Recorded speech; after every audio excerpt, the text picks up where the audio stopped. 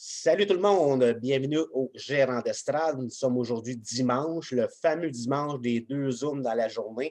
On n'était pas supposé d'en faire aujourd'hui, mais la demande générale des textos le matin, Pierre, fais-tu un Zoom? Pierre, fais-tu un Zoom? Alors, on va faire un Zoom cet après-midi. On est le 14 mars, mais c'est mars aussi. Je me mélange dans mes mois depuis quelques temps. Là. Il est temps que la chaleur elle arrive. Donc, aujourd'hui, on prend ça vraiment léger. On va parler de nos passions, de nos hobbies, un petit peu du match d'hier des Bruins. Mais pour commencer, je vais présenter ceux qui sont avec moi cet après-midi. Éric, salut Éric, comment tu vas? Salut Pierre, ça va bien? Oui, ça va super bien. Désolé pour hier. Hier, Aucun j'étais problème. complètement oublié dans la folie du match de la défaite des Bruins de 4-0. On va en parler ensemble de cette défaite des Bruins. Phil, salut mon ami Phil, comment tu vas? Ça va bien, toi? Oui, ça va super bien. Et Phil, qui est un des plus grands partisans des remparts de Québec sur la page Parlons des sports. Là. On va parler des remparts tantôt. Denis qui est avec nous aujourd'hui aussi. Denis, comment tu vas? Oui, il va super bien. Toi, Pierre? Ça va super, super bien. Moi, quand je suis avec vous autres, la gang, ça va tout le temps super bien. Il y a des projets qui s'en viennent. Denis, toi, tu vas nous parler de ta folie, ta passion des Braves de Valleyfield, le Junior 3A. Oui. Et puis, peut-être, si on a le temps aussi, de la lutte et arbitre à la lutte aussi. Mais on va peut-être te garder pour une autre émission pour la lutte, parce que quand on parle de lutte, l'émission peut durer 3 heures et quart. J'ai aucun problème. Il y a Bruno qui est avec nous. Bruno qui est rendu vraiment un habitué. Bruno, comment tu vas? Ça va bien, toi, Pierre? Salut les boys, ça va? Oui, ça va extrêmement bien. Bruno, toi, aujourd'hui, ça va être le fun. On va parler films, téléséries. Téléséries, ça vient me chercher. Qui n'écoute pas Netflix et tout ça, là? J'ai hâte de voir les choix que tu as pris pour nous parler de ça. Et puis, finalement, notre cowboy préféré, c'est lui qui a le show numéro 1. On m'a dit country, là, on m'a dit western, mais je ne pense pas que c'est du western, c'est plus du country. Mon ami Steve, salut Steve, comment tu vas? Yes, sir, ça va super bien. Puis ton show vendredi n'a pas trop dégénéré côté shooter? Non, non, c'est pas super, mais nous autres, on est rendu dans la zone orange, fait qu'elle couvre, ils ferment les cellules à 9h30, fait que t'es pas super. Ça n'a pas été super. Écoute, tu es avec moi. Je vais commencer avec toi. Tu es là tout de suite. Comme je disais tantôt, hors d'onde, Steve, tu es un peu mon modèle quand j'ai commencé à faire des Zooms. Je veux créer ma propre radio. Puis souvent, je te dérange. Steve, comment tu as fait ça? Comment tu as fait pour faire ça? Comment tu as fait pour faire ça? Comment ça marche? Tu en es posé une tonne de questions. Aujourd'hui, écoute, ta passion, c'est une de tes passions, c'est vraiment la radio que tu as fondée. Parle-nous-en donc. En quelle année tu as fondé ça? Qui a été invité? Comment ça se passe? Je suis vraiment, vraiment curieux. C'est parce que j'étais animateur sur une autre radio Internet. Puis quand je faisais des entrevues avec des commerçants ou des artisans de mon coin, ils me disaient pas mal tout, on ne sait pas où annoncer. On est dans une transition. Les 50 ans et plus, ça lit encore les journaux, mais les 50 ans et moins, Publisac. Fait que si je ne regarde pas le Publisac, j'ai pratiquement aucun moyen de savoir qu'est-ce qui se passe dans mon village, dans ma ville. Moi, je ne savais pas qu'on pouvait faire du chien de traîneau à Bedford, puis je reste à l'extérieur de Bedford. Fait que c'est pas mal le trigger, le début de tout ça. Puis la région de Brome-Missisquoi, faire parler d'eux autres, parce qu'on est comme pogné entre deux autoroutes. L'autoroute 10, l'autoroute 35, fait qu'on est en arrière. Mais c'est super beau, c'est l'Estrie. Fait que je voulais parler de ça. Je voulais parler de New Country. Le New Country, je suis un amateur de rock, de pop, mais de country aussi. Fait que le New Country, ça mixe tout ça. Fait que, puis, ça fait 20 ans qu'on est des soirées, on fait des soirées de danse country. Fait que je voulais mixer pas mal tout ça. Faire parler de la région. Écoute, l'autre jour, j'ai écouté une de tes émissions, j'ai tombé sur le cul. J'avoue que moi, le country, trippe pas trop. Mais je dirais, ça brasse, c'est vraiment bon. D'où vient cette passion? Parce que c'est un peu comme caché. Tu sais, on parle dans l'ancien temps, où la mode et tout ça, c'était vraiment populaire, le western. Mais maintenant, là, depuis l'arrivée de God Brooks, je pourrais dire que ça, Shania Twain, ça a comme monté d'un cran. Pour toi, pourquoi le country vient chercher? Ben, c'est ça, justement, tu peux retrouver de la guitare électrique, tu peux retrouver de l'ancien style country traditionnel, mais on est loin. Exemple, les soirées de dance country, s'il y a du monde qui pense que c'est encore le Hey Break It Dance, on est loin, on est des années-lumière de ça. Il y a du monde, il faut qu'il s'apporte des deuxièmes t-shirts. Ça brasse puis ça a un effet d'entraînement. C'est vraiment, si vous avez la chance d'aller dans un festival à Saint-Tite ou un autre festival, dans un rodéo que de la danse country, vous allez voir, c'est vraiment de la musique festive.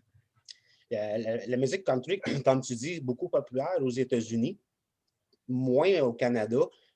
Puis peut-être que c'est quelque chose que je ne connais pas, là, mais il me semble que les grandes vedettes du New Country, ça vient des États, peut-être que je me trompe, mais au Québec, encore moins de grandes vedettes, où on entend très peu parler, à part de la station, les grosses stations de radio, le country, je pense qu'il y a une station qui, je ne me souviens pas du chiffre de la station, là, mais c'est quand même très peu joué.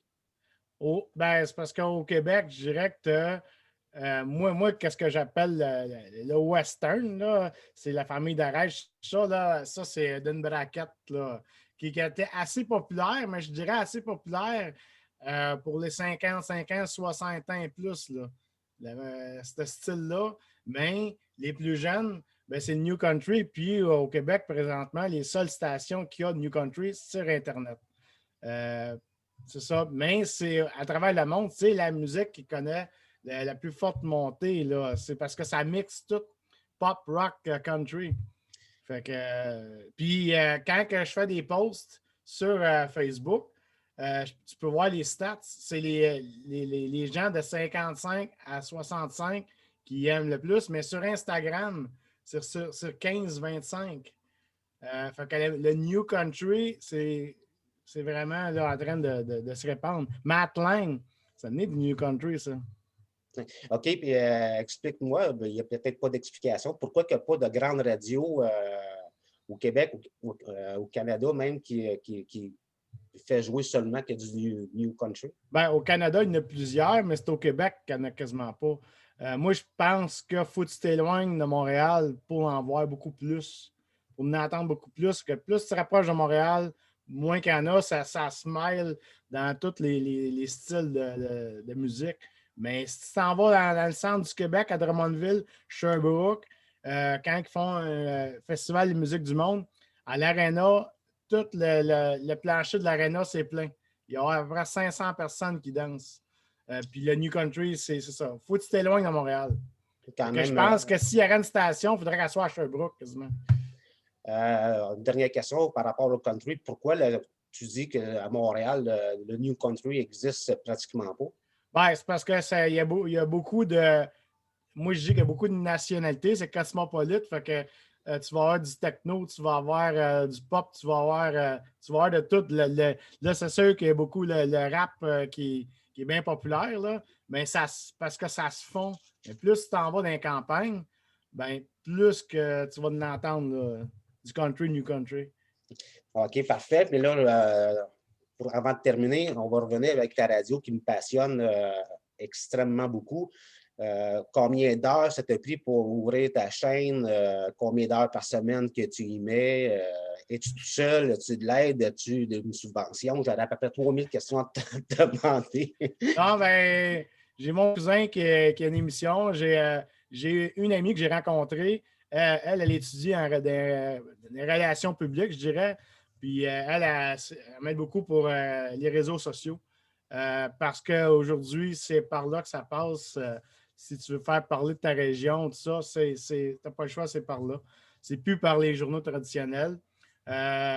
C'est sûr que c'est plus dur d'avoir des commandites, je dirais traditionnelles, parce que, genre, au niveau du gouvernement, l'Internet n'est pas encore reconnu. Moi, quand je fais jouer de la musique, là, je me suis informé, j'ai appelé 3 fois à la SACAN, je n'ai jamais eu de retour d'appel. Mais mes mentors, c'est des directeurs de la radio à Granby, puis j'en ai un autre. Puis, c'est pas encore reconnu, fait que j'ai pas besoin de payer des redevances. Fait que présentement, pour avoir de l'argent, c'est plus comme que je fais. Là. C'est du troc puis des choses comme ça, parce que c'est dur d'avoir du financement quand tu es juste sur Internet. Puis oui, je peux confirmer que, pardon, que c'est très difficile. Et avant de terminer avec toi, Steve, combien d'heures par semaine que tu peux y mettre dans ta radio? Ça dépend des semaines, comment je file. Mais si c'est quand que je commence à travailler sur la musique, parce que moi, c'est de la musique souvent en continu, ou quand tu fais des recherches pour des émissions, ben je te dirais entre 4 et 20 heures, 25 heures par semaine, tout dépendant des semaines. Oui, c'est à peu près comme moi avec les gérants d'estrade. Là, ça peut être des heures à pu finir, mais quand on a une passion, ça nous dérange pas. Je suis sûr que tu t'es levé comme moi plusieurs fois, 2 heures d'ennui. Tu as eu un flash. Hey, il faut que je fasse ça, il faut que je fasse ça. Ah ouais, c'est sûr. Souvent, les gens qui nous entourent sont là. Il n'est pas normal, lui, là. Qu'est-ce qu'il fait là? Qu'est-ce qu'il fait là? As-tu vécu la même chose? Parce que moi, mon entourage capote un peu. C'est des nuits blanches, des fois, parce que moi, je fais des blocs de musique. Tu essaies de trouver quel style de musique pourrait attirer sur ta radio. Mais moi, c'est parce que aussi, j'ai des idées j'ai déjà fait des histoires fantastiques à la radio, basées sur des faits réels. Fait que, comme là, qu'est-ce que je suis en train de préparer? C'est une histoire fantastique qui se passe à bord d'un train. Puis il y a un portail dans le train, puis on voyage dans le temps, puisqu'il y a eu beaucoup d'histoires de prohibition dans ce coin-ci. On est collé sur la frontière. Fait que moi, je vais utiliser les histoires vécues, des faits vécus, mélanger ça avec du fantastique. Puis en tout cas, quand je raconte ça, justement, je suis allé dans des 5 à 7, des choses comme ça. Là, ils me trouvent comme une bébite qui est rare. Là. Fait que moi j'attaque l'angle du fantastique parce qu'aujourd'hui, les jeunes, je dirais, de 40 ans, les nombres de films de super-héros, puis regarde, les Spider-Man, il y en a, ça n'arrête pas. Fait que moi, je vais essayer d'utiliser ça, le fantastique, pour attirer le monde dans Brome-Missisquoi. C'est ça la lignée. Et, écoute, Steve, je te félicite. Ta passion a rejoint la mienne un peu. Comme je disais au début, tu es comme mon modèle. Je te regarde aller, comme je disais tantôt, je te pose souvent des questions. Tu es tout le temps là pour me répondre, me guider un peu. Écoute, Steve, je te remercie 3500 fois. Puis on va revenir tantôt avec ton histoire. Je vais aller voir Éric. Éric, malheureusement, hier, là, dans la folie de la défaite des Blues 4-0, ça a brassé hier soir ceux qui ont du temps aujourd'hui. C'est dimanche, c'est Mossad dehors. La neige, ça va dans pas long. Mais si vous avez 4 minutes aujourd'hui, là, allez écouter les 2 derniers shows des gérants d'estrade sur YouTube. Ça a changé d'attitude, ça a monté d'un cran, puis c'est ça qui est le fun de nous voir aller. Malheureusement, j'ai oublié Éric, on était 8 hier, là, c'était un genre de Royal Rumble. On a des amateurs de lutte, c'était Royal Rumble. Éric, hier, encore désolé, je t'ai oublié. Pas de problème, mon chum. Un petit peu en résumé, là, le match d'hier, vu qu'on parle vraiment pas trop de hockey aujourd'hui, en résumé, là, qu'est-ce qui te vient à l'idée de la défaite des Blues, la non-performance des Blues hier? Oh, là, je vais me trouver dans mes notes. Okay. Ben, ce que je voulais dire, c'est que, premièrement, c'est que quand à un moment donné, tu parlais d'échanger Tuukka Rask, moi, je suis 100% d'accord, mais par contre, je me dis, il faut que tu ailles chercher un gardien de but absolument en retour. Okay. Pour la simple et bonne raison qu'il y a trop de, comment je te dirais, de back-to-back d'ici la fin de la saison. Puis, tu sais, comme par exemple, lundi, mardi, vois-tu, tu as Pittsburgh. Jeudi, samedi, Buffalo. Fait que ça, c'est des points importants au classement à aller chercher parce que tu ne peux pas te permettre d'échapper un de ces 4 matchs-là. C'est impensable. Le classement, il est trop serré. Puis tu as beaucoup de matchs condensés par rapport d'ici à la fin de la saison. Puis, j'ai regardé, j'ai fait un petit tour vite fait des équipes de la Ligue nationale. Puis, j'ai trouvé 3 équipes potentielles, entre guillemets, là, que je verrais Tuukka Rask. Attends, je ne veux pas te couper la parole, mais j'ai hâte d'avoir tes choix. Là. Avant-hier, j'ai nommé, je pense, 5 ou 6 équipes où je verrais aboutir Tuukka Rask. Vas-y donc, j'ai hâte d'entendre tes choix. Bon, la première équipe que j'ai trouvée, c'est Calgary. Il était dans mes choix. OK. Puis, parmi les joueurs que j'ai pensé à David Rittich, un gardien de but. Il y a 11 matchs de avant les matchs d'hier, on s'entend. Il y avait 11 matchs de jouer. Il était 3-5-0. Bon, vous allez me dire, ouais, mais c'est moins bon que Jacob Markstrom. Oui, d'accord. Mais il y a 2,93 de moyenne, un pourcentage d'arrêt de 904. Puis en ajoutant un Gaudreau, Monahan ou peut-être un Dylan Dubé, moi, je trouve que ça pourrait être intéressant comme échange. Ça, c'est mon téléphone qui sonne. Excusez-moi, les gars. OK. La deuxième équipe que j'ai pensée, c'était les Oilers d'Edmonton. Moi, j'ai pensé comme joueur possible dans une transaction à Mikko Koskinen, très bon gardien de but. Il y a Alex Chiasson qui pourrait jouer facilement sur un troisième, des fois sur une deuxième ligne, de temps à autre. Plus un choix de deuxième ou troisième ronde de cette année. Et après ça, la troisième équipe, ça va peut-être en surprendre quelques-uns. Les Red Wings de Détroit. J'ai pensé à Jonathan Bernier, Anthony Manta, puis le défenseur Christian Juice, qui se débrouille quand même assez bien. Fait que, moi, je pense que c'est ça. Ça peut être des joueurs intéressants pour une transaction avec Détroit. Écoute, Moi, c'est mes trois équipes que je verrais Tuukka Rask, parce qu'à part ça, Tuukka, il commence à se faire vieillissant, puis à un moment donné, même j'avais pensé aux Flyers, mais comme Denis avait dit, à un moment donné, Brian Elliott aussi il se fait vieillissant. Parce que c'est sûr et certain que jamais dans 100 ans, ils vont donner Carter Hart.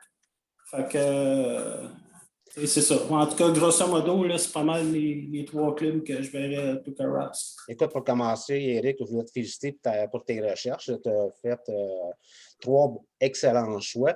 Maintenant, on pousse. On ne parle plus de hockey pour le reste de l'après-midi, un petit peu avec Phil tantôt, mais ce n'est pas par rapport aux Canadiens ou aux Blues. Éric, écoute, je suis tombé en bas de ma chaise l'autre jour. Là. Éric, c'est un collectionneur mordu de modèles réduits.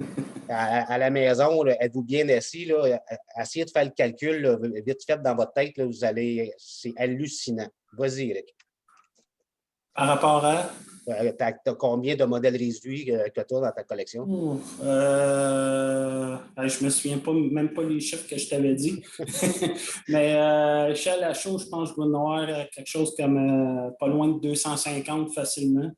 Échelle à 1,64, je dois en avoir à peu près ça, 200. J'ai 3 camions remorques, je pense à échelle 1,53. J'ai un autobus à l'échelle 1,50. Puis j'ai moins d'une dizaine, je pense, de kits à coller, là, 1,24, 1,25. Donc, grosso modo, j'ai fait la mathématique vite fait, un chiffron, là. C'est au moins 500 modèles réduits que tu as. Oui, facilement, facilement. Écoute, je connais personne d'autre que toi qui a autant de modèles réduits. D'où vient cette passion des modèles réduits? Ben, c'est que mon père, il a travaillé longtemps dans des compagnies de pneus. Et au début, il était pour MTL Tire Service Inc., qui était une division de Marquis Tire Shop à Sherbrooke. Mais c'est ça, la division de MTL était à la Chine. Après ça, mon père, il était pour Firestone, qui est une succursale qui était aussi à la Chine, mais sur j'ai un blanc, Côte-de-Liesse. Puis après ça, mon père il a fait des contrats ici et là. Puis il a fini avec la quincaillerie de Mers à Longueuil comme chauffeur aussi. Fait que j'ai toujours aimé le camion d'aussi loin que je me rappelle. Puis quand tu dis que je suis un des plus gros collectionneurs au Québec, je salue un de mes amis, Gérard Rioux, s'il m'écoute, sa chaîne YouTube, parce que c'est un peu grâce à lui aussi que la passion est venue, parce que lui, Gérard, c'est un gros collectionneur, puis il y a plusieurs camions à échelle à chaud, 1,87, puis il m'en vend souvent, fait que de là, ma collection a pu grossir aussi. Là. Écoute, je ne veux pas t'interrompre, pas Denis, mais Éric, essaie de demander à ton ami, justement, s'il veut participer à un Zoom à un moment donné, pour nous montrer ta Pas collection. sûr, parce qu'il est quand même assez âgé. Là. Je pense qu'il a 73, 74. Je m'allais dire une niaiserie, là, mais. Je m'allais dire, on en a un de cet âge-là, à peu près, là. Je ne sais pas pu m'empêcher. Excuse-moi, Gordy. Pas de trouble. Pas te nommer en plus, maudit. Écoute, Éric, ben, tu mets ça où? Tous ces 500 modèles réduits, tu mets ça où, bâtard? Ben, j'ai des boîtes et tout, mais là, présentement, l'idée que j'ai eue, puis c'est grâce à mon ami justement aussi qui m'a suggéré ça. Je prends des bacs comme transparents, genre un peu Dollarama. Puis ce que je fais, je vais chez Fabricville, puis ils vendent des gros fonds, là, genre jaune, je ne sais pas trop.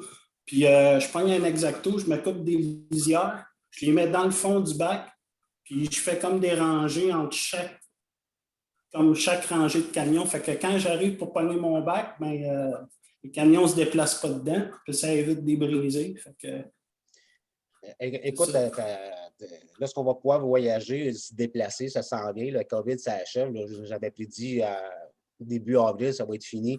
Tu es une des personnes que je vais aller visiter et aller voir cette méga collection-là, prendre des photos, mettre ça sur YouTube. Écoute, c'est quand même incroyable, 500 modèles réduits.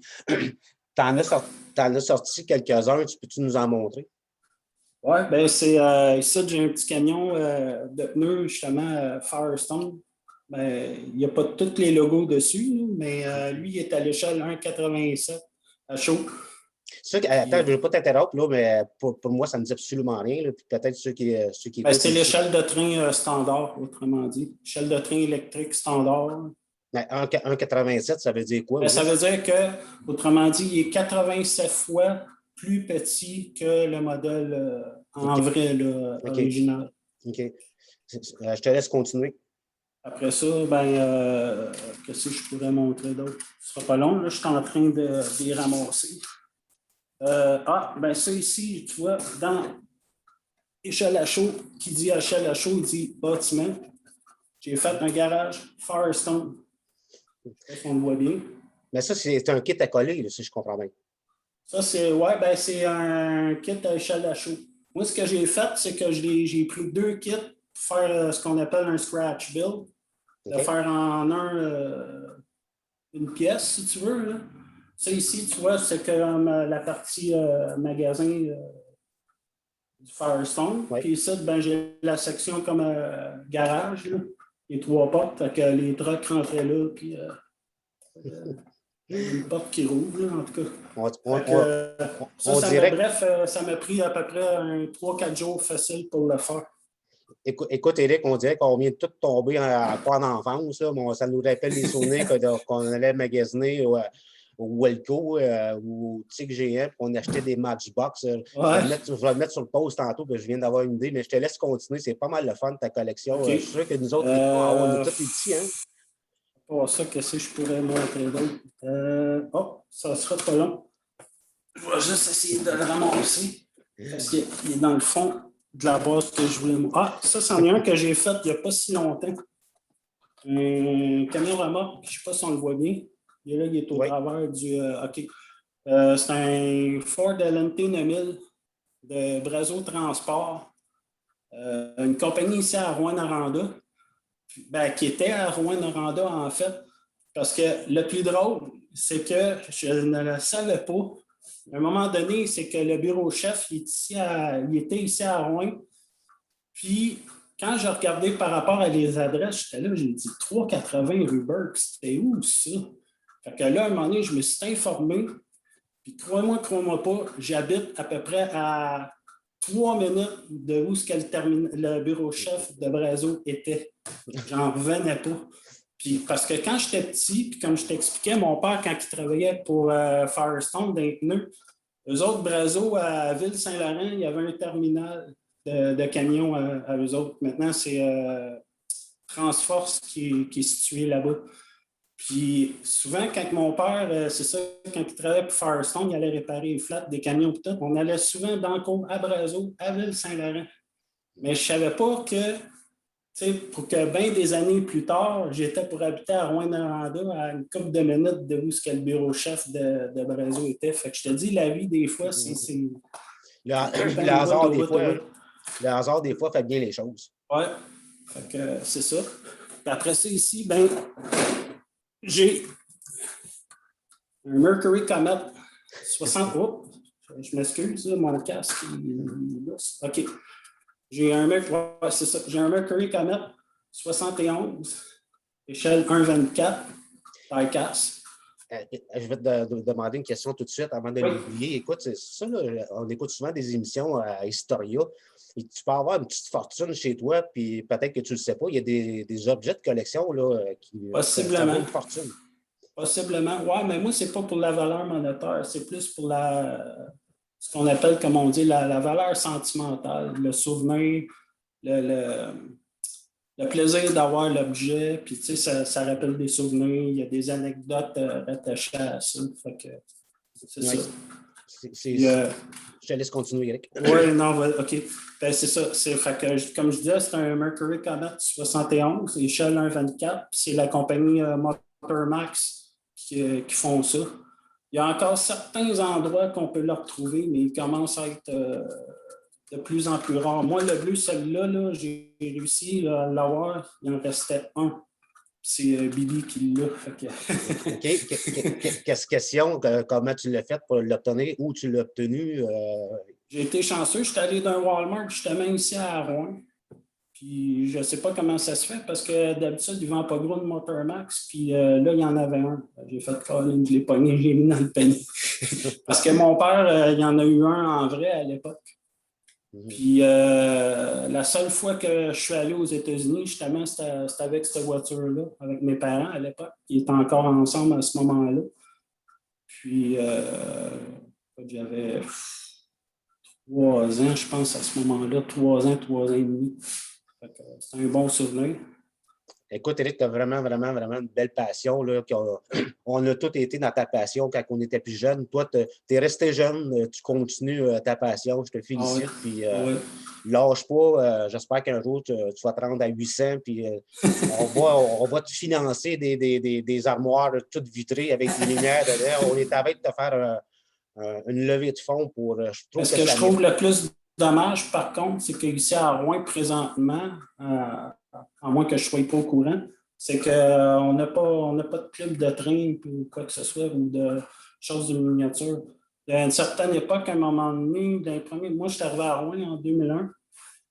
Puis, à un moment donné, je me souviens pas qui avait parti ça. Je pense à une chose de miniature ou une exposition de modèles miniatures.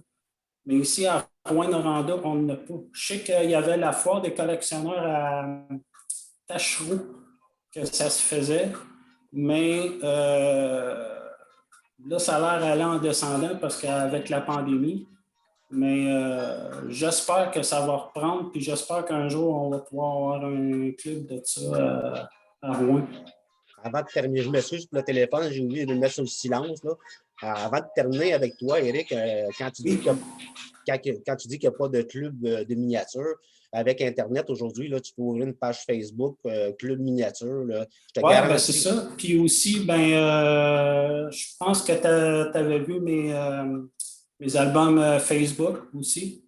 Je publie souvent mes modèles dans mes albums, puis tout ça, puis je le partage pour justement faire découvrir l'AAB aux gens.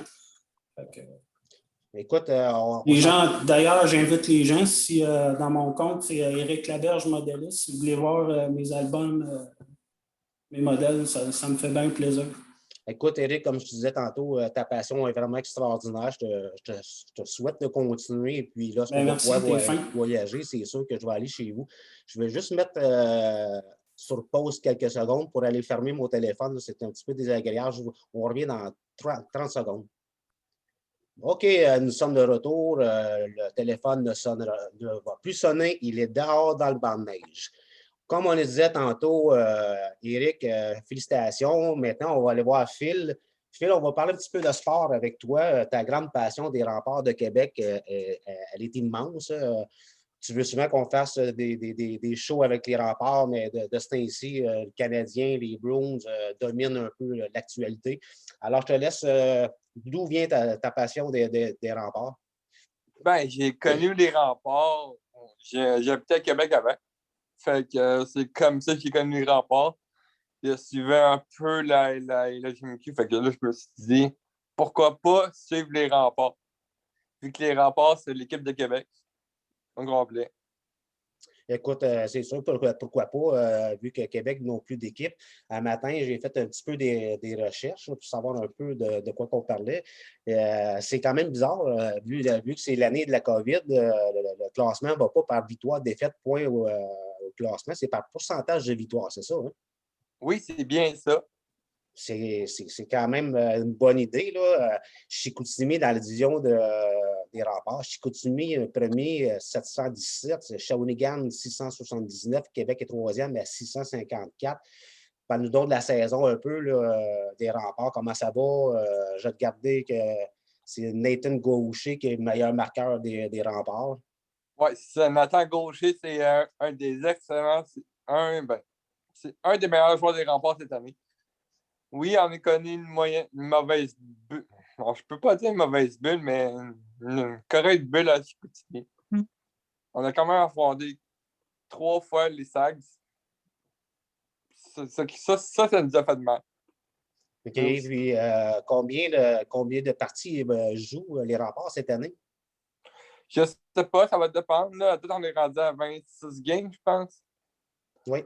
Mais là, on s'en va à Val-d'Or la prochaine bulle aussi. Et puis, une question comme ça, ça arrive des fois dans les nationales qu'il y a certains joueurs qui sont atteints par la COVID. C'est-tu arrivé avec tes remparts qu'il y a eu des cas de COVID? Aucun. Il y a juste eu 2 ou 3 cas dans la LHMQ. Quand même, c'est pas beaucoup. La LHMQ, eux autres, ils testent souvent. Comme j'écoutais, je pense, cette semaine, le commissaire Courteau, il a parlé de la LHMQ. Puis il a dit que les joueurs se veulent tester 2-3 fois par jour pour voir s'ils étaient négatifs ou pas. Ben, quand même, tu parles de commissaire Courteau. Je pense que c'est Gilles, son prénom, ça se peut-tu? Oui, c'est bien ça. Écoute, je pense que Gilles Courteau, j'avais 15 ans quand il était commissaire de la ligne junior majeure du Québec. Je suis rendu à 54 ans, il est encore là. Il va être là encore combien de temps? Comment tu trouves son travail? Moi, je trouve qu'il fait un travail extraordinaire. Oui, je pense qu'il fait un excellent travail, moi aussi. Oui, il y a des affaires qui peuvent améliorer, mais comme le nombre de matchs de suspension, il y a des affaires comme avec l'accident, Wilson puis Carlo. Ça n'arrive pas souvent dans la GMQ. Mais il y a moins de bagarre. Il n'y a pas de bagarre. Il n'y a pas beaucoup de bagarre si les personnes qui écoutent la LGMQ. Mais je pense qu'ils devraient enlever un peu moins les bagarres. Puis je pense qu'ils devraient mettre les vidéos comme dans les nationale, les vidéos, les reprises de vidéos. Quand ils vont en reprise vidéo, ben, ils peuvent aller le demander, mais s'ils ne l'ont pas, ils peuvent leur donner une pénalité. OK. Écoute, on parlait du travail de M. Courteau. Parle-nous donc un peu du travail du meilleur gardien dans l'histoire de la Ligue nationale de hockey qui se promène en autobus au lieu de se promener en jet privé, Patrick Roy. Oui, il est très calme derrière le banc des remparts. Il dit les vraies affaires dans son point de presse. Je vous invite à écouter ses points de presse. Comme il dit, contre les Saguenay, il a dit il n'en a pas bien joué. Il n'est pas fâché, là, il comprend ça. Écoute, penses-tu que Patrick Roy va être de retour comme entraîneur, directeur général un bon jour dans la Ligue nationale, ou il attend la venue des Nordiques, ou il va rester avec les remparts? Ça va dépendre. Moi, je pense que si le Canadien a besoin d'un entraîneur-chef, comme je parlais avec Chuck hier, oui, il va venir comme entraîneur-chef à Montréal, mais pas comme je le vois plus comme entraîneur-chef. Sinon, peut-être avec les Nordiques, mais s'il n'y a pas d'offre, il va rester avec les remparts, c'est sa ville. Roy, il aime vraiment Québec. Puis il a gagné avec les remparts en 2006, la Coupe Memorial de Québec. Je vais aller faire un jeu de mots. Roy est le roi de Québec. Oui. Exactement. Le monde l'aime vraiment, Québec. Il est vraiment connu. Écoute, ça doit faire spécial. Mettons, tu t'en vas faire ton épicerie puis tu croises Patrick Roy. Là, ça doit être assez extraordinaire de le croiser comme ça à l'épicerie ou peu importe où. As-tu eu la chance de le rencontrer? Non, je ne l'ai jamais vu en vrai. Ben oui, mais je ne l'ai jamais rencontré. J'ai jamais. Ben, je suis allé voir une game de Rempart, là, 2 ans, au centre Vidéotron. Puis j'ai juste vu des joueurs. Je me suis fait photographier avec le capitaine des Remparts. Je pense que c'était l'année passée. Anthony Gagnon. C'est un gars qui vient d'abord de Rimouski. Écoute, tu parles de photographie. Moi, j'ai un rêve. Puis je vais travailler fort pour le réaliser. Moi, avoir une photo avec Patrick Roy, là, ma vie est faite. Ma vie est faite. Puis vous le savez, aussitôt que la COVID termine, j'organise un voyage pour aller à Québec. J'ai mon ami Richard qui va m'aider à avoir des billets et tout ça. Là. Ça s'en vient bientôt. La gang de Québec, on s'en vient dans pas long. Écoute, ton autre passion, Phil, tu as une passion pour les Blue Jays de Toronto. C'est le fun qu'on parle un petit peu de baseball, qu'on parle un petit peu de Blue Jays. Les Blue Jays, ça va être surprenant cette saison. Nous en donne un peu pourquoi ta passion des Blue Jays, elle vient d'où, le départ des Expos? Non, je n'ai pas connu les Expos, moi. Mais depuis que, vu qu'on a une seule équipe au Canada dans la MLB, moi, j'ai trouvé que les Blue Jays, c'est une bonne équipe. Puis j'ai commencé à les aimer dès que les Expos sont partis. Écoute, une question qui me vient comme ça, quand tu as dit que c'est la seule équipe au Canada, je trouve ça quand même bizarre qu'il y a une seule équipe au Canada, à Toronto. Je me suis tout le temps demandé comment ça fait qu'il n'y a pas d'équipe, par exemple, à Vancouver, qui est une méga ville. As-tu une explication qu'il n'y a pas d'équipe, par exemple, à Vancouver? Non, je n'ai pas d'explication, mais Vancouver, oui, il mériterait une équipe, comme tu dis. Oui, il y a une grosse ville, mais les autres sont plus réputés pour le hockey puis pour les sports d'hiver. Oui, espérons qu'un jour, le baseball va un petit peu arrêter des expansions un peu nowhere, puis qu'ils pensent un petit peu à nous autres, les Canadiens, les Québécois. Moi, je verrais le retour des Expos. Ça, c'est sûr, un stade au centre-ville, une équipe à Vancouver, puis qui sait, on ne sait pas où ça va venir. On va revenir avec les Blue Jays. Je suis un fan de baseball. J'ai mon chandail des Red Sox. Excusez-moi pour faire changement. Excusez-moi, messieurs, mesdames.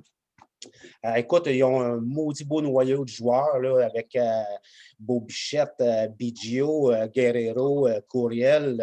L'attaque des Blue Jays cette année un peu surprendre. Puis c'est le fun de voir le fils de Vladimir évoluer à Toronto, tandis que Vladimir a joué à Montréal. Oui, c'est l'attaque des Blue Jays, comme tu dis, ça va être une excellente année. Ça va être vraiment des bonnes attentes que les fans. Ça fait depuis 2015-2016 qu'on n'a pas eu vraiment une bonne équipe de même. Parce que les autres années, comme l'an passé, on n'a pas passé après la ronde qu'on ne t'aime pas. Le seul malheur des Blue Jays, c'est qu'ils jouent dans la section des Yankees, les maudits Yankees, et dans la division des Red Sox. Mais on ne parlera pas des Red Sox car je vais déchirer mon gilet.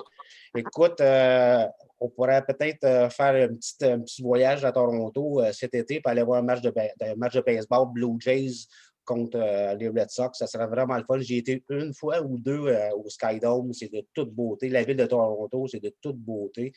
Est-ce que tu y as déjà été? Non, mais j'ai été voir des games dans la MLB aux États-Unis. Ah oui, parle-moi-en d'autres, je suis curieux. Je suis allé voir les Phillies au Phillies Fanatic, là, avec le Phillies Fanatic. C'était vraiment. On est proche du jeu. C'est différent comme à la TV, là. Tu vois, c'est plus d'ambiance qu'à la télévision. Écoute, as-tu fait d'autres stades? Oui, un autre stade que tout le monde rêve. Je pense que le Dodger Stadium, c'est vraiment un des très beaux stades de la MLB. Écoute, j'ai le goût de te dire maudit chanceux. Écoute, j'ai le goût de te demander, t'avais quel âge? Puis c'est quoi rentrer dans le mythique Dodger Stadium? J'avais, je pense que c'est l'année passée, avant la COVID. Là. OK? J'étais allé en Californie avec mes parents. OK, puis c'est comment le Dodger Stadium? Parle-moi un petit peu. C'est sûr que le stade des Phillies aussi, là, une histoire mémorable, mais le Dodger Stadium, c'est un peu comme le Fenway, c'est un peu comme le Yankee Stadium. C'est quoi, tu arrives dans le stationnement, là, comment, je regarde mes poils. C'est pas moi qui y étais, là, mais quand on parle de baseball, on parle de stade, ça vient me chercher. Là, comment tu te sentais? Là? Ben, moi, c'est sûr que c'est vraiment un vraiment beau stade, là, on va se le dire. Tu vois toute la ville de Los Angeles depuis le Dodger Stadium. Okay, puis, vraiment, l'équipe la plus titrée, je pense que dans la nationale, mais je suis pas sûr. Oui, ben, je pense que oui. En tout cas, ils ont gagné l'année passée avec un certain Mookie Betts. Ben, ça, c'était une autre affaire. On ne parlera pas des Red Sox parce que va garocher mes feuilles. Écoute, Eric, tu as fait, je t'envie, le Dodger Stadium, le Phillies, le stade des Phillies.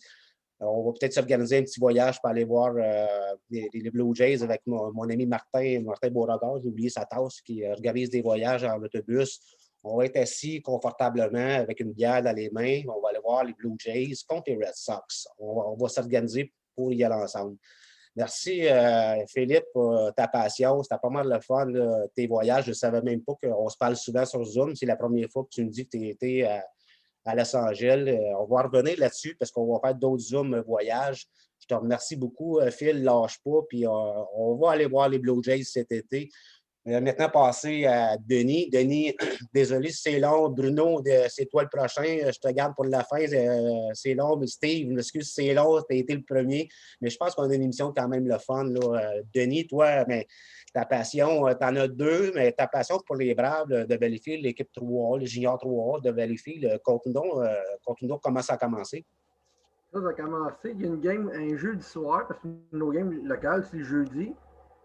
Puis le vendredi, il faisait de la soirée père-fils à Granby. Mais le jeudi, ils sont venus me voir entre la première et la deuxième période. Puis moi, j'étais un simple partisan. Là. Je payais mon billet comme tout le monde, puis je regardais les games. Ils sont venus me voir, puis ils m'ont rentré dans le bureau des trainers, avec Stéphane Scotto, tout ça. Puis ils m'ont demandé si je voulais avoir une job avec les Braves. Ben, j'ai dit, OK, qu'est-ce que vous voulez que je fasse? Ben, il m'a demandé si je voulais être trainer. Ben, j'ai dit, moi, j'ai aucune expérience, puis ça, il dit, c'est pas grave, il dit, on va te le montrer, puis ça. Puis ça a commencé de même. Fait que le vendredi, quand on a joué à Granby, mais j'ai fait le voyage en autobus avec les pères des joueurs, puis ça. Puis ça a commencé avec une défaite de 6-0. Mais là, attends, je ne veux pas t'interrompre, mais là, tu avais quoi comme travail quand tu dis trainer? T'étais-tu entraîneur? Non, trainer, ça veut dire un préposé à l'équipement. Ah, OK, parfait. C'est plus clair pour ceux qui nous écoutent. Fait qu'ils m'ont. Ça, c'est le langage du hockey. Là. Fait que, ça a commencé comme ça. Puis depuis ce temps-là, ça a fait. Il n'y aurait pas eu la COVID cette année, mais là, ça aurait fait ma 6e année que je fais ça. Là. Écoute, on dit souvent les voyages en autobus. Qu'est-ce qui se passe dans l'autobus reste dans l'autobus, mais sans nommer de nom. Raconte-nous, il y a sûrement eu des choses assez spectaculaires à raconter. As-tu 2-3 petites histoires savoureuses à nous dire, mais nomme pas des noms? Ben, des anecdotes, pas vraiment. Là. C'est vraiment tranquille dans l'autobus. Il faut dire que moi, à part que tu as vu que je travaille de nuit, puis les vendredis, quand on arrive sur la route, là, je vais ronfler, là, mais sinon, non, il n'y a pas vraiment grand-chose à raconter. C'est vraiment tranquille.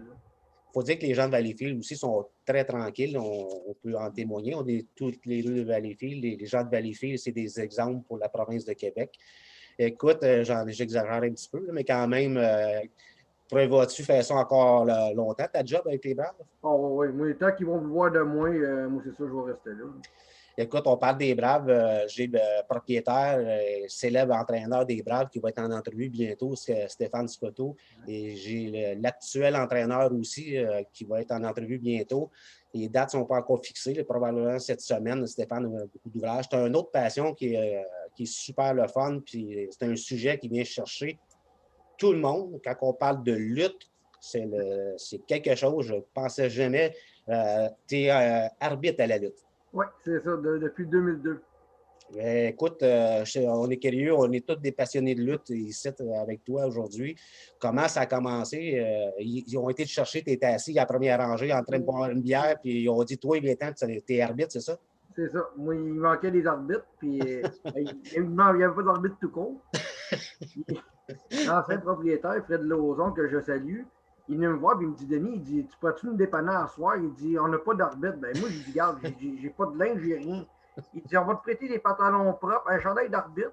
Puis il dit, on va te donner un petit training de 30 secondes parce que pour être arbitre, il faut que tu ailles à l'école de lutte pour se perfectionner. Fait que moi, je dis, OK, pas de problème. Mais je dis, gars, je dis, si j'aime pas ça, moi, je débarque et je vais me refaire ça. Oublie ça. J'ai pas d'attitude tout de suite.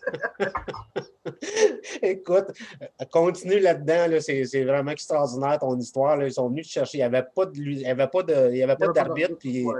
Mais là, continue, c'est quand même incroyable. Là, c'est pas une histoire de lutte que tu nous comptes, hein, parce que la lutte, des fois, ça peut être un petit peu arrangé. Là, non, là, c'est pas arrangé. C'est vraiment arrivé pour le vrai. Fait que, puis là, ce soir-là, j'ai fait le show complet. Puis, tu sais, on a une cédule, nous autres, avec les matchs, puis on sait qui gagne pas parce que c'est des scénarios. Okay? T'es pas supposé te dire ça, ah non? Je m'en excuse, là. J'ai fait une gaffe. Ma première gaffe dans le show-là, c'est que j'ai fait gagner le mauvais lutteur. Il s'est pas Excusez-moi, mais pendant maudit. Puis, ils t'ont gardé après cette gaffe-là. Le gars qui devait gagner, t'as-tu passé par-dessus le troisième round?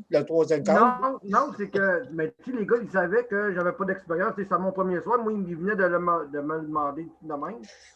Fait que moi, j'étais arrivé en arrière, là, j'étais comme pas de bonne humeur parce que, tu sais, je venais de faire une gaffe. Puis moi, j'ai un ego, tu sais. Quand ça marche pas, tu sais, j'ai un maudit contre moi-même, puis je suis pas parlable. Ah, ça y est. Là, mon ancien boss est venu me voir et il me dit, Denis, calme-toi, il dit, c'est pas grave parce qu'il dit, à partir de ce moment-là, on peut bâtir une histoire. Puis, fait qu'il a bâti un scénario qui a ramené un autre combat, puis ça s'est bien passé. Mais c'était ma première gaffe. C'est mon premier fourré. Aïe, aïe. Ouf. Ah, Seigneur. Aïe, aïe, aïe. Vraiment, là. Continue. J'ai eu deux blessures sérieuses que j'ai eues dans ma carrière. Ah, ouais. Ça, c'était moins le fun. Dont un que sa carrière a lâché. Ça, quand ça arrive, c'est pas le fun. Ça, honnêtement, c'est vraiment, vraiment pas le fun. Mais aussi, une chose, c'est que moi, je n'étais pas habitué. Le monde me criait après comme arbitre. Là, moi, je connaissais ça tout personnel, mais au début. Là, je me sentais tout mal, puis tout ça. Mais là, quand j'arrive backstage, les gars, ils me disent, quand le monde crie après toi, c'est parce que ta job est bien faite. Fait que là, en ce temps, quand moi, je rentre sur le ring, le monde me crie après, j'aime ça au bout. Ça veut dire qu'on peut t'envoyer promener, ça ne te dérangera pas, c'est ça? J'aime ça au bout. J'aime ça me faire rire. La preuve, j'ai fait 2 matchs de lutte comme méchant. Oui, j'ai même fait 2 combats de lutte en méchant. J'ai même été gérant des méchants, puis j'ai gagné un trophée avec ça.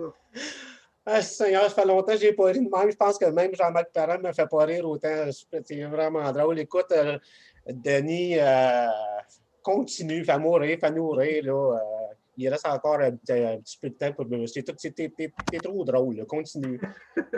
Ben, c'est ça, tu sais. Moi, je suis un gars, tu sais, comme assez. Moi, je suis un gars assez calme pareil. Mais quand j'entre sur le ring, on dirait que je sais pas, c'est de même que je me défoule. Puis des anecdotes. J'ai déjà été arbitré à Montréal. Puis comme je disais, j'avais fait gagner de mauvais gars. Sinon, des anecdotes, à part les blessures, j'ai pas vraiment d'anecdotes. Il y en a un qui avait sauté du deuxième. Il s'est cassé le talon d'Achille. Aujourd'hui, il marche avec une canne. Puis j'ai mon ami Pat Guénette qui, lui, avait sauté à travers d'une table. Puis les côtés de table, il avait coupé le bras et on voyait l'os. Puis lui, il était tout bien calme. C'est lui qui est blessé, qui est calme. Puis moi, je suis l'arbitre, c'est moi qui ai le paquet de nerfs. Écoute, avant de terminer, Denis, il y a souvent de la lutte. Les luttes, on va reprendre bientôt. On va pas aller assister à des galas. Denis, il faut que j'aille assister à un de tes galas, là, que ce soit n'importe où. Là. Mets-toi un petit post-it à côté de ton ordi. Là, puis Mac, oublie pas Pierre pour le prochain gala. Écoute, ça me rappelle des souvenirs parce que mon grand-père, Timé Hallé, a été arbitre dans le temps, il y a plusieurs années. Timé était tout un personnage dans la région de Valleyfield. Écoute, Denis, merci de nous avoir fait travailler comme ça. C'était le show le plus drôle jusqu'à maintenant. Là. Quand on parle de lutte, c'est comme ça que ça se transforme. Puis n'oublie pas de mettre un petit post-it là, pour m'inviter. Puis c'est sûr que je vais y aller. Puis je vais même me déguiser en méchant. Il n'y a pas de problème. On va me faire plaisir de t'emmener, Pierre. D'abord, que tu ne garoches pas dans le ring avec 2-3 méchants dans un Royal Rumble. Ah oui, c'est vrai, j'ai oublié une Ah, vas-y. Bruno, attends 2 minutes. Je fais un 3 contre 3. Mais c'est 6 colosses, des gars. Il y avait au-dessus de 1200 livres de poids sur le ring. Moi, je suis le plus petit de 5 pieds 5, je suis le plus petit de la gang. On s'entend-tu quand les gars ils bumpaient dans le ring, là, c'est moi qui relevais. 5 pieds 5 contre des monstres dans le ring. Ah ouais, ils bumpaient, puis c'est moi qui levais. Ah, écoute, j'ai une dernière question. Là. On voit ça des fois là, à la télé, là, des lutteurs en maudit après l'arbitre. Ils pognent, puis le garoche dans les câbles, puis ils pognent, ils lèvent dans les airs, puis le garoche sur le matelas. Ça t'es-tu déjà arrivé? Ben oui, souvent. Alors, conte-nous ça. Ben souvent, les rough bumps. Ils appellent ça des rough bumps. Ben ça, des rough bumps, ça arrive dans des combats de championnat, mais ça, pour que tu arrives là, il faut que tu gagnes le respect des lutteurs. Tu sais, si tu n'as pas le respect des lutteurs, parce que tu sais, il y en a qui sont des débutants, tu en as qui sont dans le milieu, puis tu as des top lutteurs. Mais pour que tu ailles au top lutteurs pour faire leur match, il faut que tu gagnes le respect. Puis tu sais, ça, tu fais pas ça du jour au lendemain, là, ça prend des années puis des années avant de monter d'échelon. Puis, ouais, moi, souvent, je me fais ramasser, puis tout ça, puis c'est le fun au bout. Là, le monde, ça crie au bout. Ben, moi, je vois rien, moi, je suis couché, puis je suis sonné. Et là, des fois, là, il fait le pin, là, je m'en reviens, là, je suis tout sonné, je fais le pin. 1, 2. Le monde, t'es pourri, vandale, puis tout ça, puis va se prendre arbitrer. Ou besoin, ils me disent que j'ai besoin de lunettes, c'est le fun au bout. Moi, je me nourris de ça, c'est. Écoute, m'a dit que c'est McQuarrie qui dit ça. Écoute. C'est sûr qu'on va y aller, puis je vais inviter la gang de Facebook, parlons des sports, à aller assister à un de tes galas. Ça, c'est évident, ça va être une sortie à faire. Là. C'est vraiment une belle histoire, Bruno. On pourrait, à chaque fois qu'on parle de lutte, c'est incroyable. On va avoir un show de lutte bientôt cette semaine aussi. C'est la demande générale, la lutte. C'est incroyable. Merci beaucoup, Denis, là, de nous avoir fait rire comme ça. Là, incroyable. Bien, merci à toi, Pierre. Puis ça me fait plaisir. Puis au prochain show, quand ça va reprendre, c'est sûr que je vais t'inviter. Écoute, tu n'as pas une autre histoire de compter. Bruno va attendre encore 2 minutes. Ça fait 45 minutes qu'il attend. Il est capable d'attendre 2 minutes de plus. Ça va être la dernière histoire. Mais de là, j'en ai pas vraiment. Alors, je t'attaquine, je voulais taquiner Bruno un petit peu. Là. Écoute, encore une fois, merci, Denis. Bruno, merci pour ta patience, mais je pense que c'était du bonbon, notre émission aujourd'hui. Ça a fait, maudit que ça a fait changement de laisser de côté les millionnaires du sport. C'est nous, c'est notre vécu un peu, puis je suis content, puis ça faisait longtemps que je voulais faire un show comme ça. Steve, ça fait longtemps qu'il n'a pas parlé, c'est lui qui a passé le premier, mais je pense qu'il y en a eu une bonne shot. Steve, c'est un grand amateur de lutte. Bon, assez parlé, Bruno, toi, ta passion, on a toute cette passion-là, encore plus pendant la pandémie, puis encore plus pendant la tabarnane d'hiver. Netflix n'a jamais eu autant de téléspectateurs cette année dû à la COVID. Toi, Bruno, tu as une passion. On va rester de téléséries pour commencer, puis on ira peut-être ailleurs avant. Nomme-nous une coupe de téléséries, puis je vais te dire si je connais ça. Ben, les séries, c'est pas mal toutes ceux qui passent à Netflix, pas mal toutes. Nomme-les toutes, je les écoute toutes. Lesquels qui t'ont marqué, mettons, vite fait comme ça, c'est une question que je ne t'avais pas demandé avant, là, mais mettons, de même, 3-4 qui te viennent vite fait. Ben, moi, Pierre, c'est plus les films, dans le fond. Moi, c'est Netflix. J'ai pas ça. Moi, deux passions qui me font assez vibrer et qui m'aident beaucoup, beaucoup, c'est les films et la musique. Ça a changé ma vie. Ça veut dire, les films, j'ai au-delà de entre 800 et 1000 films. À toi, chez toi? J'ai entre 800 et 1000 films déjà ici. Bon, ben, tu es un passionné comme Eric avec ses 500 modèles réduits.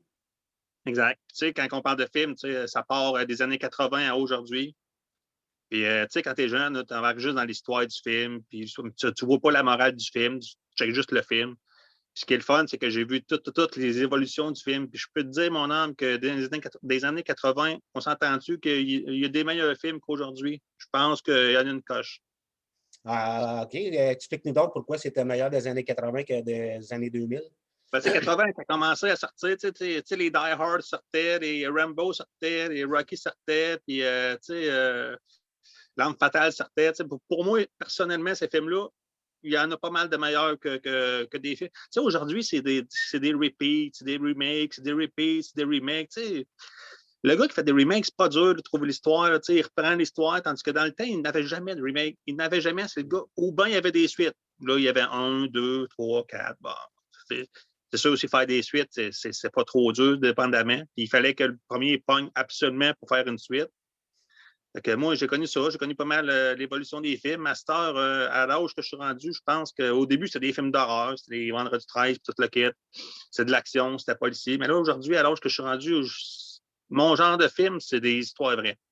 Ça, à cette heure, ça vient me chercher, mon gars, histoires vraies. Je peux même pleurer dans les histoires vraies, dépendamment de l'histoire. Puis, exact. Écoute, je pense qu'on est tous un peu comme toi, les cas vécus, on aime tous ça. Y a-tu des titres qui te viennent à l'idée que tu as vus, des films que tu n'oublieras jamais? C'est pas obligé des cas vécus, là, mais tu sais, comme moi, il y a un film que je n'oublierai jamais, qui a changé un peu ma vie. En fait, il y en a deux. C'est un film de musique, c'est les Doors. Les Doors, quand j'ai vu, je ne connaissais même pas les Doors, mais quand j'ai vu l'histoire de Jim Morrison, mes poils se dressent.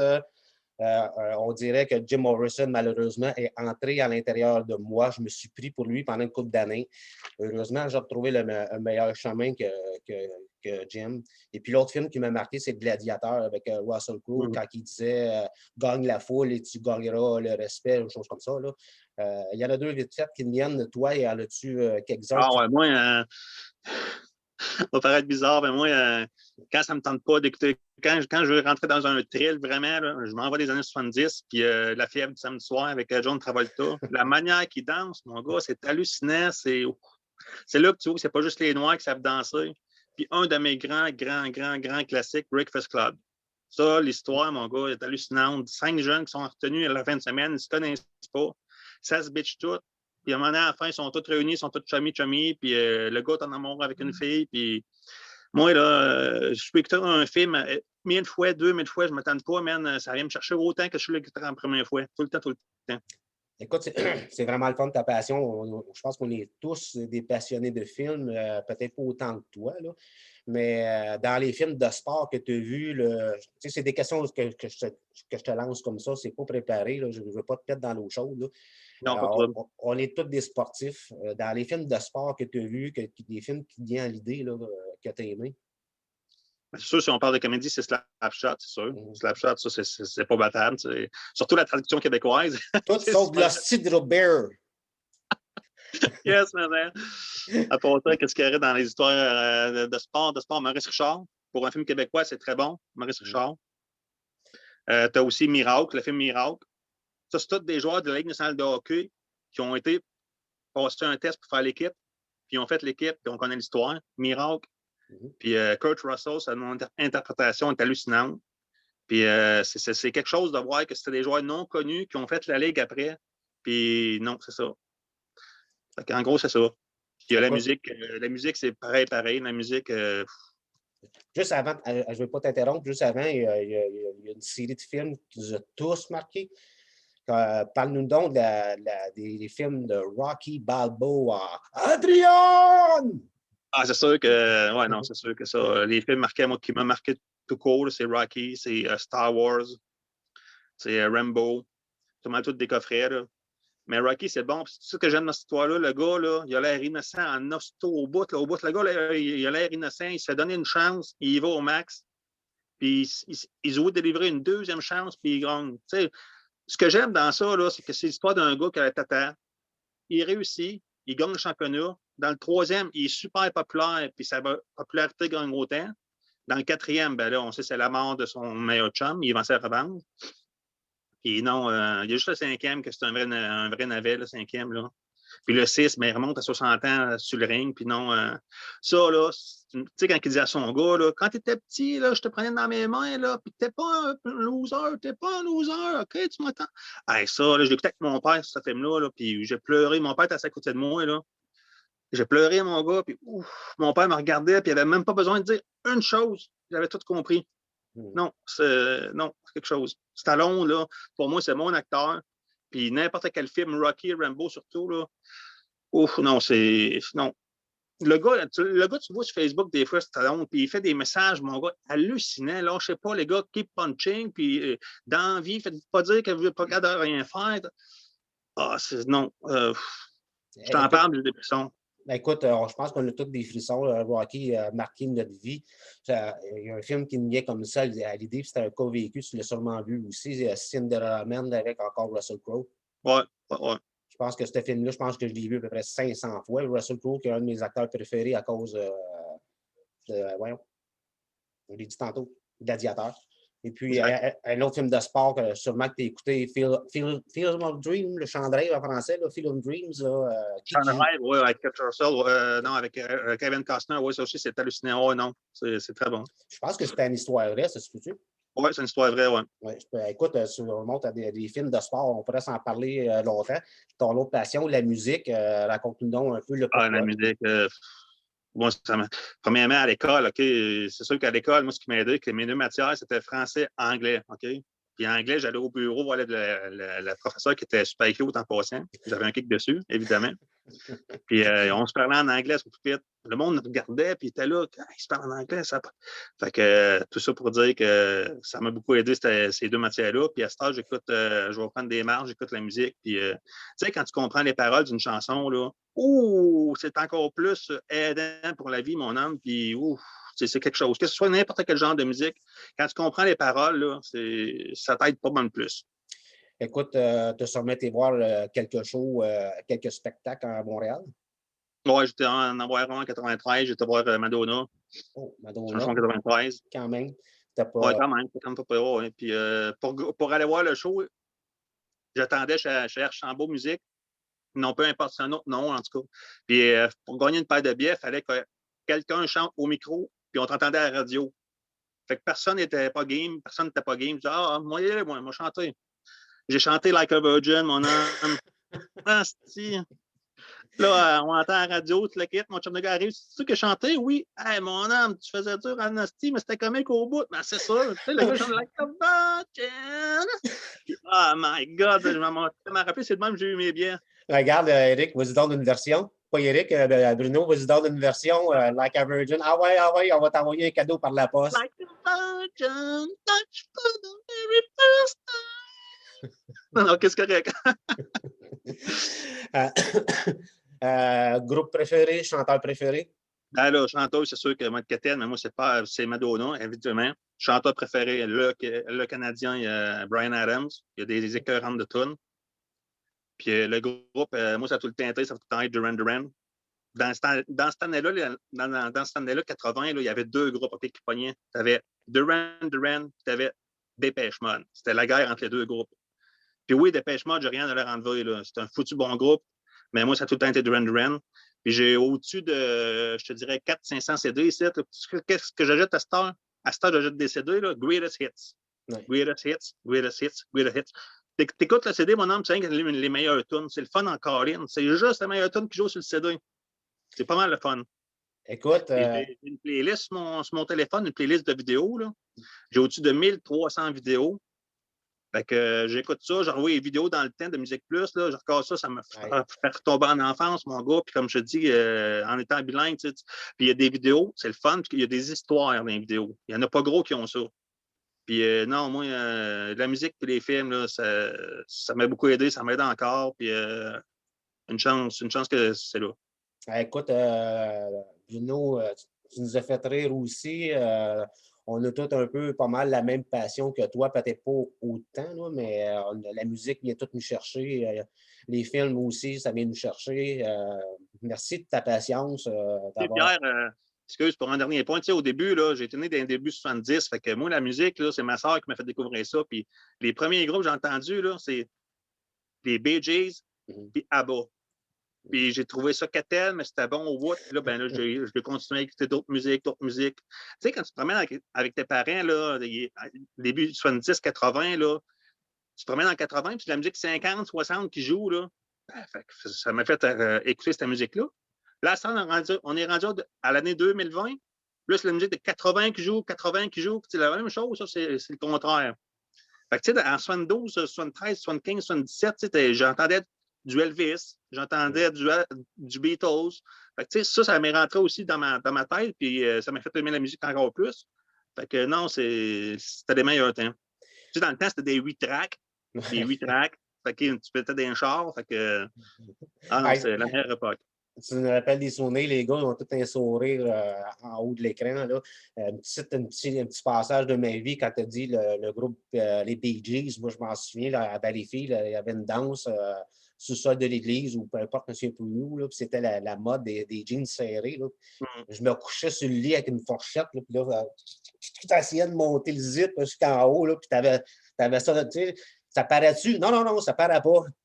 Ah, ouais. Moi, je ne sais pas pourquoi, Pierre, mais moi, je suis resté sur la 80. Moi, c'est du 80, j'écoute. J'écoute ça depuis que je suis né, puis je ne m'attends jamais. Puis moi, ça reste du 80, je ne suis pas capable d'écouter d'autres choses. Je ne m'attends pas. Moi, j'ai ma playlist vidéo sur mon téléphone, là, puis elle est finie. Je la réécoute encore, puis non. 80, c'était la meilleure musique, personnellement, que je trouve que ça a été. Parce que dans ce temps-là, tu n'as pas du gueulage, du métal au bout, tu n'avais pas rien. Pour moi, la musique, tu sais, j'écoute quand même quand je travaille, j'entends les nouvelles musiques, tout, puis je trouve ça quand même pas si peu, mais pour moi, je reste avec du 80, j'écoute juste du 80. Écoute, moi j'adore la musique des années 80. Jusqu'à maintenant, Steve, ça fait longtemps que je lui dis que lorsque la COVID va être finie, que je vais aller chez eux, aller visiter son coin de pays, Brown-Missisquoi, puis peut-être je vais déménager là, puis peut-être je vais avoir un poste à sa radio, on ne sait jamais. Qu'est-ce qui peut arriver dans la vie? Moi, je suis libre comme l'air. Ensuite, Eric nous a conté son histoire. Je lui ai dit que j'étais pas allé le visiter pour aller voir ses 500 modèles réduits. Et Philippe, j'ai dit que j'étais pas allé le visiter pour aller voir les remparts, aller à Toronto voir les Blue Jays. Denis, Denis, c'est sûr qu'on va aller voir des galas de lutte. J'ai assez hâte de lui donner des bêtises. Oh, tabarnak! J'ai assez hâte de t'envoyer te promener, mon maudit. Bruno, écoute, moi, je t'offre d'aller voir peut-être un petit spectacle à un moment donné. Là, je ne me souviens plus dans quel endroit tu demeures, puis tu me diras hors d'onde, là, mais un petit spectacle à ciel ouvert, là, quelque chose de pas trop gros. Là. On se fait un petit quelque chose ensemble là, bientôt. Je vais aller te visiter aussi. C'est rare. Moi, ton genre de musique, mon homme, puis pas de trouble. Moi, j'aime tous les genres. Moi, ça part de l'opéra jusqu'au heavy metal. Fait que moi, n'importe quoi. On va laisser faire l'opéra puis le heavy metal. Oh, non. Ben écoute, je viens d'avoir une idée. Si il y a un show New Country dans ton bout, là, c'est in pour moi. C'est bon, excellent. Écoute, c'est rare que je pense que c'est la première fois que je vais faire ça. Là. Vous avez le droit de poser une question à une personne, chacun votre tour. Là. On a su l'histoire de tout le monde, le show tire à sa fin. C'est rare que je fais ça. Bruno, t'es le dernier, je te garde en premier. As-tu une question, Steve, sa station, Denis, le lutteur, Phil, moi, j'ai voyage? une question à Denis parce que je ne tripe pas autant en lutte que je pense qu'il peut triper. Puis c'est quand même, mon homme, être à côté des athlètes, tu vois leur shape, tout le kit, puis comment est-ce que c'est, puis c'est sûr qu'on s'entend tous, tu dois leur parler au lutteur, tu dois leur dire, il reste tant de temps au match, puis comment est-ce que c'est? Qu'est-ce que ça fait d'être à côté d'un homme aussi body que ça? Ah, c'est le fun, c'est le fun. C'est comme, comment je peux dire ça? Oui, c'est le fun, parce que les gars sont en shape et tout ça. J'ai rencontré des anciens lutteurs de la WWF, j'en ai rencontré. Oui, c'est vrai que dans le ring, je parle régulièrement au lutteur. Si je jouais qu'un lutteur qui tombe à terre, mais je trouvais qu'il a mal tombé, moi, ma job première dans un ring, c'est la sécurité des lutteurs. Ça, c'est primordial parce que moi, j'ai le droit d'arrêter un combat. Si je vois que le gars il est blessé, mais il veut continuer, mais qu'il n'est pas capable, moi, le gars, je vais arrêter ça tout de suite parce que ça prend la sécurité. Mais oui, à côté de quelqu'un qui est battu, moi, ça ne me dérange pas vraiment. C'est pas quelque chose que je regarde vraiment. Là. Mais non, oui, c'est le fun, honnêtement. C'est vraiment le fun d'être dans le ring. Puis, je fais tout le temps dire au monde que c'est moi qui ai le pouvoir, là, tout ça. Mais non, c'est le fun. Puis, qu'est-ce qui est le plus fun? C'est quand je me fais brasser. Ça, j'aime bien ça. Moi, j'ai une idée dans ma tête, mais lorsque je vais aller te voir, là, il me semble que je me verrais monter dans le ring. Je vais tout me déguiser comme les Road Warriors avec des pics. Il me semble que je rentrais dans le ring, je te pognerais, je te dorocherais par-dessus le troisième cadre, tu aboutirais dans la quatrième rangée. Il me semble que j'aimerais ça, bâtard. Denis, vu que tu es là, je vais me pratiquer. Là. Je te promets, je vais commencer à me mettre en shape. À partir de demain, je vais me mettre en shape. Je ne serai pas reconnaissant, mais que j'arrive. Puis même, je te dirais même pas, même je viens de changer d'idée. Je vais aller à un de tes matchs de lutte, puis tu ne vas même pas savoir que ça va être moi. Il n'y a pas de problème. Vu que tu es là, Denis, as-tu une question à poser à quelqu'un? Je te dis, c'est vite de même. Si tu n'en as pas, c'est pas grave. Là. On a eu l'histoire de. Non, ça va aller.